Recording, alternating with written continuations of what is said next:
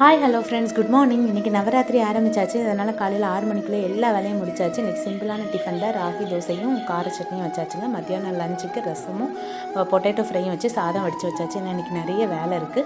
So எல்லா வேலையும் morning சீக்கிரமாக அடுக்கலையை முடிச்சுட்டு வீடு ஃபுல்லாக மாப் போட்டு கொடுத்துட்டேன். ஹஸ்பண்ட் வந்து மேலேருந்து கொலு ஸ்டாண்ட் எடுத்துகிட்டு வந்து அவங்க நீட்டாக டைட் பண்ணி காலையிலேருந்தே இந்த ஒர்க்கை பார்த்துக்கிறேன்னாங்க. அவங்க இதை பார்க்குறனால நான் மிச்ச வேலையெல்லாம் பார்த்துக்கிட்டேன். அடுத்த கொலு ஸ்டாண்டில் ஒயிட் கலர் வேஷ்டி போட்டு நீட்டாக அரேஞ்ச் பண்ணியாச்சு. ஏன்னா பொம்மை வச்சா ஒயிட் வேஷ்டியில் தான் ஹைலைட்டாக தெரியும்.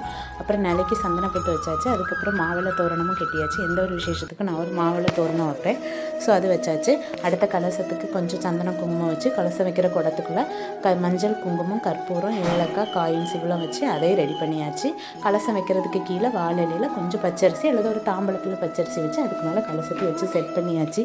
எந்த ஒரு இது வைக்கிறதா இருந்தாலும் ஃபஸ்ட்டு பிள்ளையாரை வச்சு தான் நான் ஸ்டார்ட் பண்ணுவேன். ஸோ பிள்ளையார் பொம்மை ஃபாலோட் பை ஒவ்வொரு பொம்மையாக வைக்கணும். இனி நான் என்னெல்லாம் வச்சேன் எப்படியெல்லாம் வச்சுங்கிறது